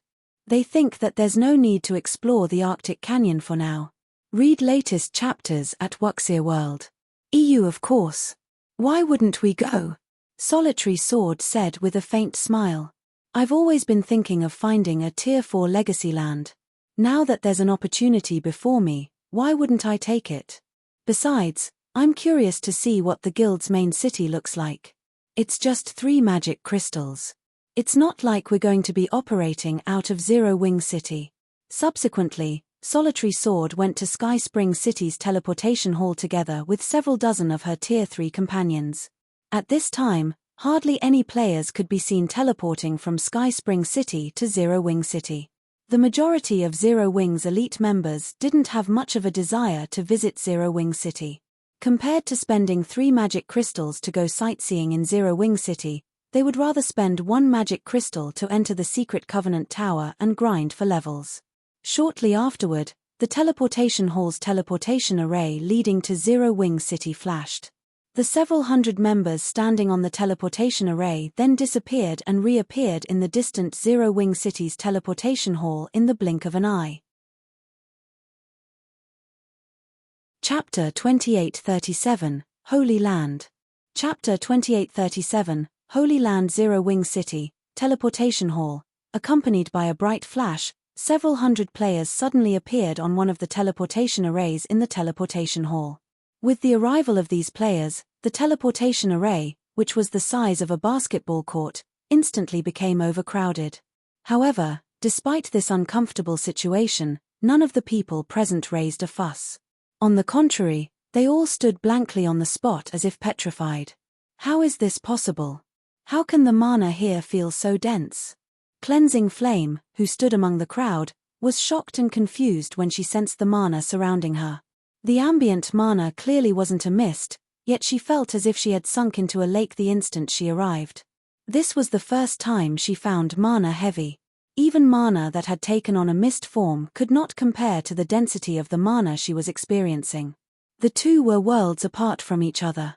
After thoroughly experiencing the calm and empty feeling brought about by the surrounding mana, the astonished Cleansing Flame muttered, training in this magical environment will probably yield double the results compared to training in other guild cities. Although there were many items in God's domain that could help players clear up their minds and invigorate their thoughts, the effects of these items paled significantly when compared to the effects of Zero Wing City's mana. Double. You're severely underestimating this place. The mana here isn't just incredibly dense, Divine Shadow said, shaking his head. With his face blank with astonishment, he continued, my mana affinity feels like it doubled or more. I can perceive the operating principles of mana with much greater clarity. If we train here, our training efficiency will quadruple at the very least. Moreover, this place should also be of great help toward reaching Tier 4. What made the Tier 4 promotion quest challenging wasn't just the troublesome process of finding a Tier 4 legacy land. Having to learn a Tier 4 skill or spell within a short time was also a huge hurdle. This condition placed an incredibly high demand on players' understanding of and familiarity with mana. This was akin to asking a programmer to create a game of epic proportions within a limited period. While most programmers knew the programming language necessary to create the game, not every programmer had the skill and understanding to complete the game within the time limit. Hence, apart from a small number of geniuses gifted in this regard, everyone else would face great difficulty completing this condition. In this situation, the only thing players could do to remedy this problem was improve their familiarity with and control over mana. Only, doing so was easier said than done, as very few external items in God's domain could help in this regard. Now, Zero Wing City made this possible. Upon hearing Divine Shadow's words, Cleansing Flame also focused on her affinity with the surrounding mana. Immediately afterward, an indescribable sense of shock overwhelmed her. At this time, her perception of the operating principles of mana had undergone a massive transformation. Previously, whenever she tried perceiving the operating principles of mana, it was as if a dense layer of fog hindered her perception. Without assistance from legacies and graphical introductions, she wouldn't have understood anything. Now, when she tried perceiving how mana operated, her perception was no longer as foggy as before. Instead of a dense layer of fog, it was more like a thin gauze hindered her perception. Even without concentrating, she could still perceive the operating principles with great clarity. With this improvement in her perception, she quickly found answers to the problems previously plaguing her. Now, I know why Guild Leader Black Flame dared to collect magic crystals so wantonly and even called this city a guild benefit. When Divine Shadow perceived his improved control over mana, he couldn't help a bitter smile. With the mana density here, he doesn't need to worry about nobody visiting the city at all. In fact, countless Tier 3 experts will probably want to enter the city. The special nature of Zero Wing City's mana simply couldn't be found in any other guild city in God's domain. This was especially true for the improved perception of the operating principles of mana. This effect could hardly be found anywhere in the continent. It also wasn't something that training could offset. At this time, Divine Shadow wasn't the only person with such thoughts. The other people standing on the teleportation array shared his outlook. Amazing. This is simply amazing. If I can stay here long term, aside from improving my combat standards, I can probably rapidly unlock my mana body to 100% completion rate, too, the Tier 3 summoner youth from Crimson Wolf exclaimed. Although he had already reached Tier 3 for some time now, he was still far from fully unlocking his mana body's potential. Meanwhile, the difference between fully unlocked and partially unlocked mana bodies was significant. Previously, he was already at the brink of despair over fully unlocking his mana body. However, he saw hope again after arriving in Zero Wing City. Moreover, he felt that his odds of success were excellent. So, this is why Zero Wing isn't afraid of making enemies of the various superpowers. With this city, Zero Wing will have to mess up very badly to fail in its development, Solitary Sword said. She, too, felt incredibly excited when she realized Zero Wing City's benefits. Previously, she had anticipated that Zero Wing City would only provide temporary shelter while she searched for Tier 4 legacy lands. Now, however, she could also use Zero Wing City to improve herself and increase her chances of promotion to Tier 4.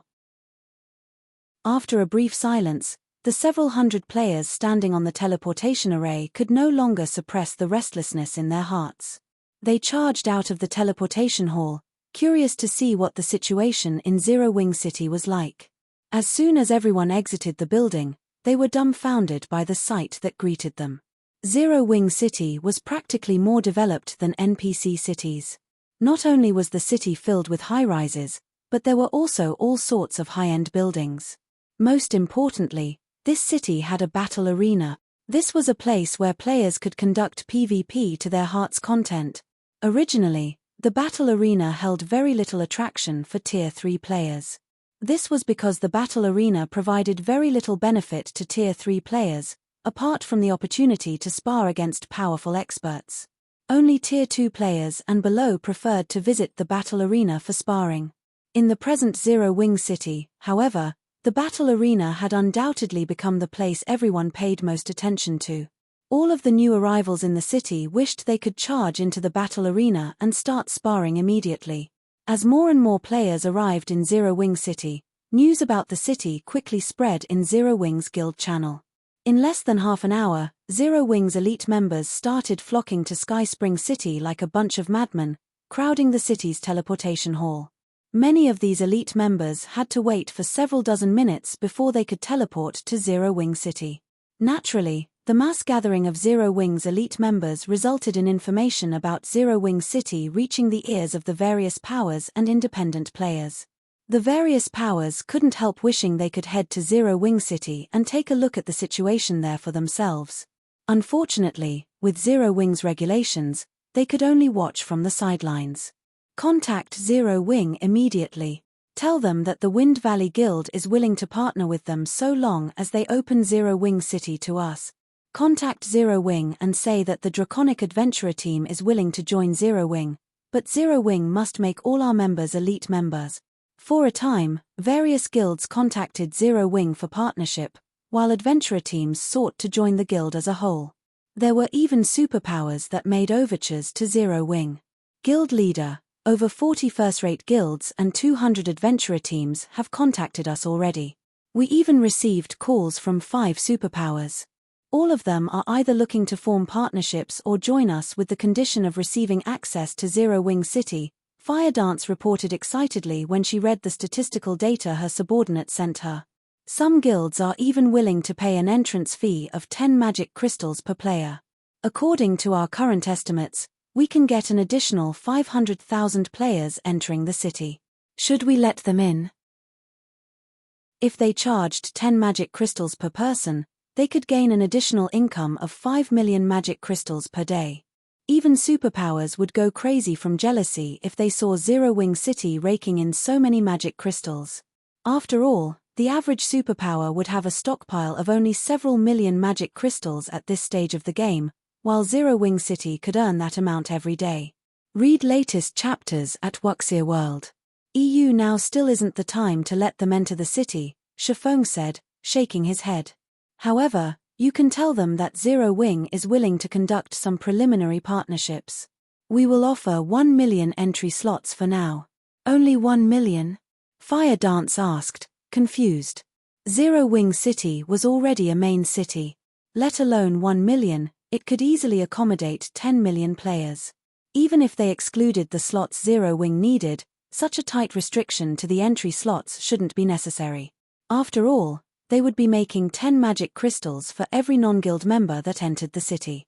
Any guild that has signed a strategic alliance or resource alliance with Zero Wing can purchase these slots, Shifeng said, nodding. We will auction off these slots through candlelight, with a starting bid of 10 magic crystals per slot. Auction? Fire Dance's eyes lit up in realization when she heard Shifeng's words. I understand. I'll notify them now. Chapter 2838, Astonishing News. Chapter 2838, Astonishing News. When Fire Dance announced Zero Wing's plan to sell 1 million entry slots for Zero Wing City, a commotion broke out throughout the Eastern continent. Almost every power operating on the Eastern continent promptly held a meeting among their executives to discuss the entry slots. Orc Empire, Crimson Flame Fortress, how arrogant of Zero Wing. Aren't they afraid of suffering a backlash for pulling such a stunt? Snowscar, who was now a level 130, Tier 4 berserker, sneered as he looked at the information displayed on the conference table. They probably aren't aware that Saint's Hand has already established a city in the Black Hills, together with over a dozen superpowers. The Black Hills. This was a level 130 neutral map connected to the Valley of Death, a forbidden land. Meanwhile, the Valley of Death was also the map that current players had the best chances of exploring successfully. Although the Forbidden Land was dangerous, according to the reports of the Tier 4 experts who had explored it already, the number of Tier 4 legacy lands appearing inside far exceeded that of other places.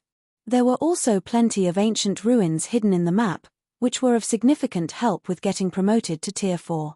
In fact, even Tier 4 players could reap a lot of benefits from these ancient ruins.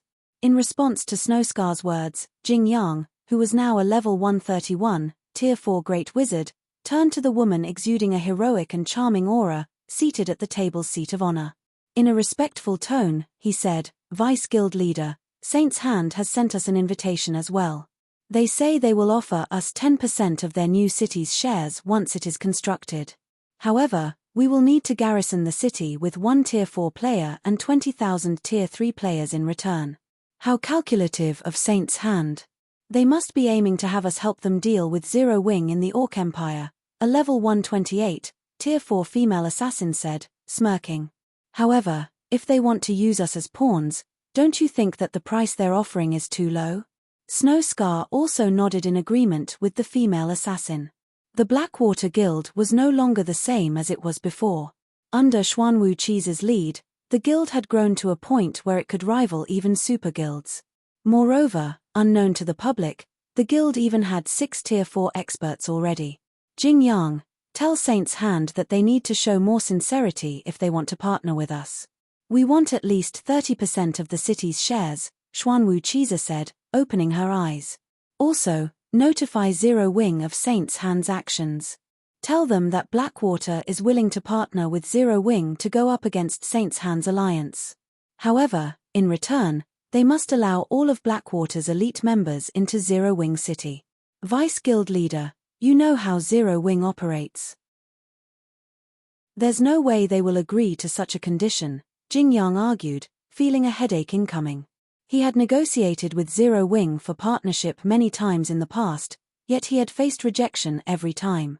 Now that Zero Wing had the potential to rival the 5 great super guilds, it had even less need to heed Blackwater's demands. It doesn't matter if they don't accept it now, Xuanwu Cheese said nonchalantly. Once Saint's Hand opens their city and that side arrives, Zero Wing will have no choice but to agree to our demands. I understand. Jing Yang nodded. The current Zero Wing indeed had the qualifications to be arrogant. However, once Saint's Hand opened its city in the Black Hills, the situation would quickly reverse. After all, mainstream players were currently only at level 120. Although the Arctic Canyon was also an excellent location, it simply wasn't a place mainstream players could visit. At most, they could only make use of Zero Wing City's incredible mana environment. Not to mention, Saint's Hand's alliance consisted of more than a dozen superpowers. With the manpower and resources available to them, the alliance would soon become an existence that even the 5 great superguilds had to be wary of. At that time, Zero Wing's advantage in Tier 4 players would also disappear. However, Saint's Hand's alliance still wasn't the biggest problem Zero Wing would have to face but the world-shattering war looming over the main continent. A guild like Zero Wing, which had established a base in a level 140 neutral map, would definitely head the list of cannon fodder for this war. Currently, though, very few people in God's domain actually knew of this upcoming war. The only reason Blackwater knew about it was Xuanwu Cheese's special identity. Just when Blackwater was about to notify Zero Wing of Saint's Hand's actions, Saint's Hand actually announced its astonishing plan to the entire eastern continent. Moreover, Saint's Hand even declared that it would open its city to everyone and charge a cheap entrance fee of only 1 magic crystal or 50 silver coins. As soon as this news came out, many of the first-rate powers considering partnering with Zero Wing promptly changed their minds. After all, although Zero Wing City possessed an excellent environment, the entrance fee it charged was simply beyond the various first-rate powers' means. Not to mention, the city's entry slots would be auctioned. In other words, The entry slots wouldn't cost just 10 magic crystals. By the end of the auction, each slot might actually go for 15 or even 20 magic crystals. Moreover, this was only the price to enter the city. Once inside the city, they were bound to incur all sorts of other expenditures as well.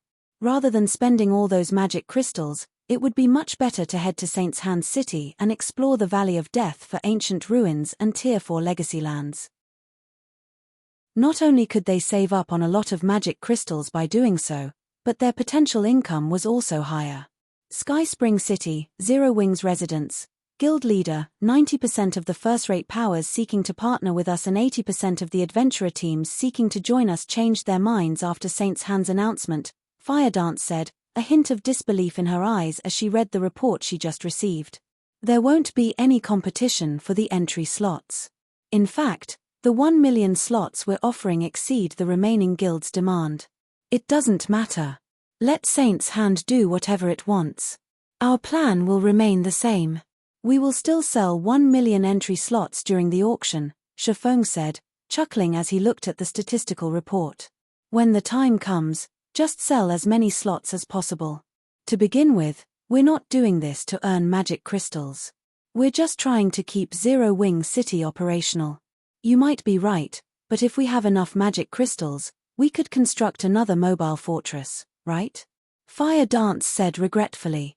The magic crystals Zero Wing earned from its members visiting Zero Wing City were already more than enough to keep the city functioning normally. The only problems remaining were the recruitment and maintenance of the city's NPC soldiers. However, resolving these issues wasn't a big deal for the present Zero Wing.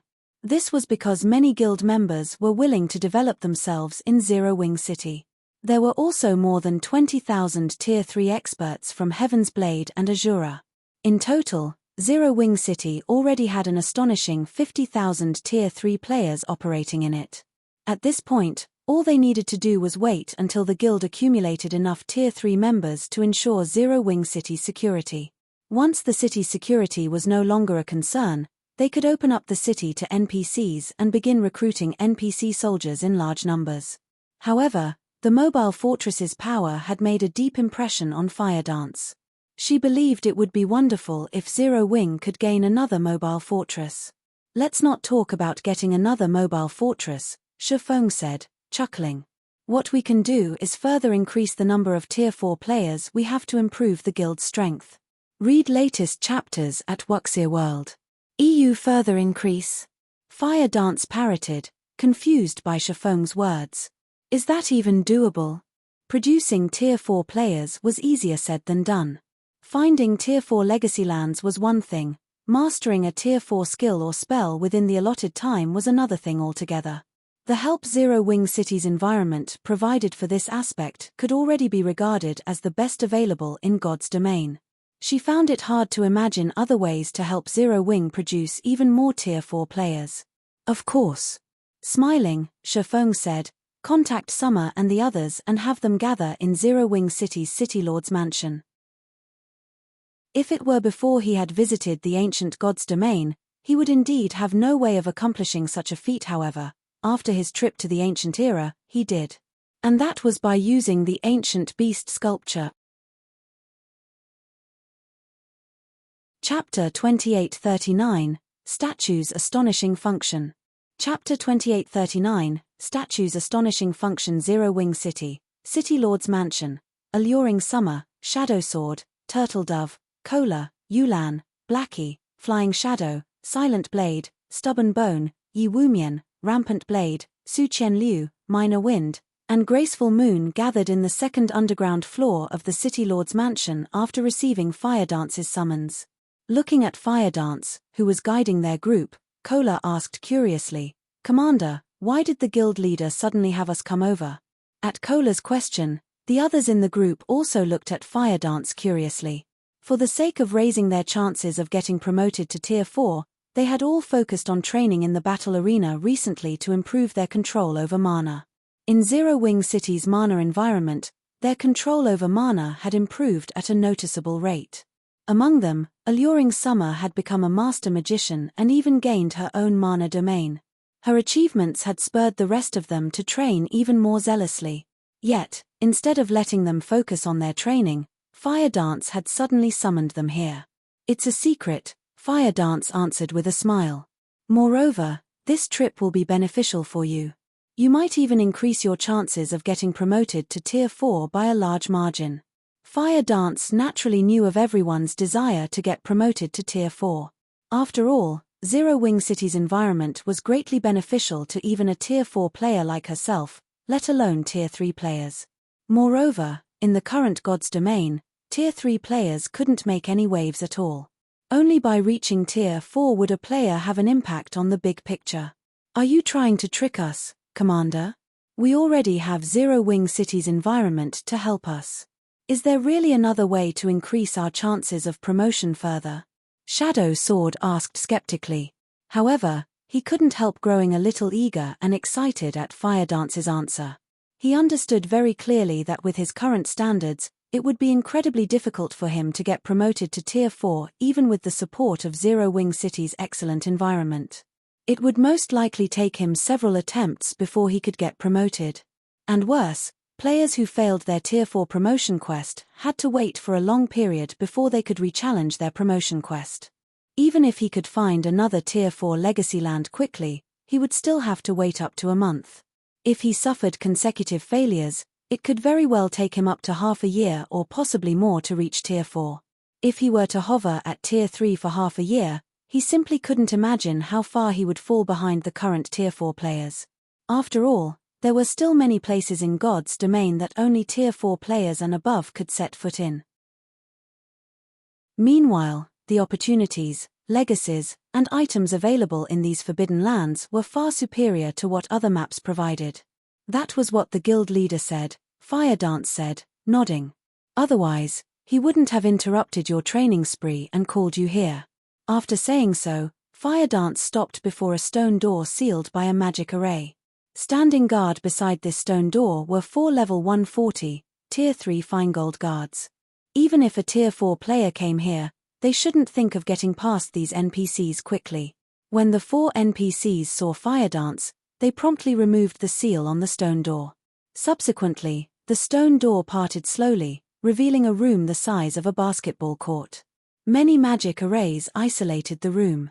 Even if a Tier 4 player made a ruckus inside the room, their actions would go unnoticed in the outside world. Shifeng was waiting inside the isolated room. After glancing at everyone, Shifeng said, "Come on in." In response to Shifeng's words, Fire Dance entered the room curiously, followed by the rest of the group shortly afterward. After everyone entered the room, the 4 guards outside the room closed the door and quietly stood watch by the door, none of them daring to relax for even a moment. Having entered the room, Fire Dance and the others couldn't help looking at Shifeng in confusion. This was because even after entering the isolated room, they failed to sense anything special about it. In fact, the mana density inside the room even seemed slightly lower compared to outside.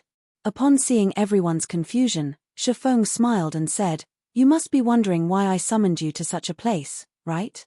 Guild leader, the commander said you have a way to further increase our chances of getting promoted to Tier 4. Unable to hold back his curiosity any longer, Kola asked, "Is that true?" Truthfully, Kola didn't have much confidence in getting promoted to Tier 4 since his combat standard was still stuck at the flowing water realm even now. His control over mana was also only at the advanced magician standard. It was basically impossible for him to learn a Tier 4 legacy skill within a short period. It's true. However, how much improvement you gain will depend on yourselves, Shifeng said, nodding. He then pointed at the ancient beast statue set up in the center of the room and continued, "This thing is the key to your promotion to Tier 4. A statue." Everyone present grew even more confused when they heard Shifeng's words. Even Fire Dance was no exception. Although the statue in front of them looked exquisite, no matter how they looked at it, it did not seem like a tool that could help them reach Tier 4. "Observe it from a closer distance," Shifeng said, chuckling. "But don't use your eyes, use your whole body to perceive it." The ancient beast statue was an incomparably mysterious object, and it was incredibly difficult for someone to notice its uniqueness. This was because the ancient beast statue would reveal its properties only in an environment with incredibly dense mana. Moreover, these properties were noticeable only at close distance. If one stood too far away from the statue, one wouldn't sense anything special about it. In fact, placing the statue in a room would even cause the density of the mana in the room to drop. In the past, some players had even treated the ancient beast statues as junk and sold them cheap. At Shifeng's advice, Kola and the others approached the statue. And when everyone got within 10 yards of the ancient beast statue, their expressions promptly changed. How is this possible? The operating principles of mana have become much clearer. There's at least a 50% improvement. As a Tier 4 player, Fire Dance was the quickest to notice the changes the ancient beast statue brought about, and she couldn't help gaping at the statue in disbelief. Assuming that she could view the operating principles of mana at only 10% clarity under normal circumstances, then in Zero Wing City's environment, she could view the operating principles at 20% clarity. However, standing beside the ancient beast statue, she could view the operating principles at 30% clarity. Kola and the others did not achieve as good a result as Fire Dance since they were still at Tier 3, however, they still managed to achieve a clarity of at least 20%. At this time, their perception of the operating principles of mana was superior to the average Tier 4 players. Now, they were basically viewing the world around them from a higher perspective than even Tier 4 players. As Tier 3 players, the benefits they could gain from such an experience were immeasurable. If this situation leaked to the public, the various powers of God's domain would most likely go crazy. Fire Dance finally understood why Shifeng had instructed her to be extremely careful when coming to this place and even limiting the people she could invite to only the guild's core executives. The next moment, the isolated room fell indescribably quiet. This was because Kola, Alluring Summer, and everyone else had wholeheartedly thrown themselves into their enhanced perception with no intention of exiting this immersion.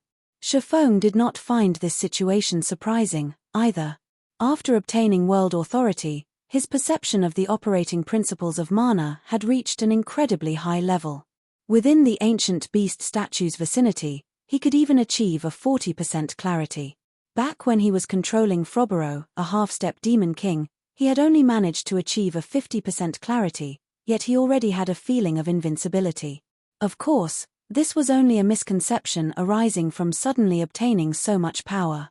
Even so, the brief experience of viewing the world through Froboro's senses had provided him with immense help in developing his mana body and improving his control over mana. Although he didn't get the same feeling when standing next to the ancient beast statue, he was relatively close to that feeling already. And while subject to this sensation, even he couldn't help wishing he could disregard all his duties and focus solely on researching the operating principles of mana. So what more Kola and the others? Shortly after Fire Dance immersed herself in her enhanced perception, the mana around her body began rampaging. It was evident that she was trying to break through her mana body's 100% threshold. Shifeng was slightly surprised to see this. He then took out a colorful crystal from his bag and handed it to Fire Dance, saying, "Don't rush to break through yet. Do it after you finish learning the legacy inside this thing." In response to Shifeng's words, Fire Dance halted her attempt to break through and accepted the memory crystal. However, after checking the memory crystal, she was stunned. She never thought that Shifeng would actually possess such a precious legacy. Moreover, the legacy recorded in the memory crystal even contained information on how to reconstruct one's mana body. For Tier 4 players like herself, this information was priceless. Guild leader, this is a Sword Saint's legacy. Giving it to me would be wasteful, Fire Dance said hesitantly. She was no fool. Anyone who had gotten promoted to Tier 4 would know what was most important to a Tier 4 player: achieving a breakthrough in one's mana body and reconstructing it. This was the basis of getting promoted to Tier 5. However, Shifeng simply chuckled and said, "Relax. This is a complete legacy crystal. It can be used up to 9 times. Every person will get the best result from the crystal only on their first use. Using it more than once would be a waste. Now that you are one of Zero Wing's key combatants, it will be of great help to the guild if you can further improve yourself." Teresa had given him a complete Tier 5 legacy crystal that could be used 9 times. And although it was a Sword Saint's legacy, As the swordsman and assassin classes were both physical classes, an assassin could still gain significant help from the legacy. Read latest chapters at Wuxia World. EU. If Fire Dance could elevate her mana body's potential to 105% due to this legacy crystal, it would be of significant help to the present Zero Wing. Since Shifeng wasn't accepting any argument, Fire Dance eventually gritted her teeth and activated the memory crystal. After all, what Shifeng said was true. There were significant differences even between Tier 4 players. Take Violet Cloud, for example. Because she had long since broken through her mana body's 100% threshold, her combat power had surpassed Fire Dance's by a large margin as soon as she reached Tier 4. If Fire Dance could break through the 100% threshold now, she would be able to hold her ground even against monstrously strong Tier 4 experts. Immediately, the colorful crystal in Fire Dance's hand released several streaks of light that flowed straight into her eyes. Simultaneously, a large amount of information was transmitted directly into her brain. You're tuning in to the Celestial War YouTube channel. Don't forget to subscribe and join us on this journey to catch the most captivating stories.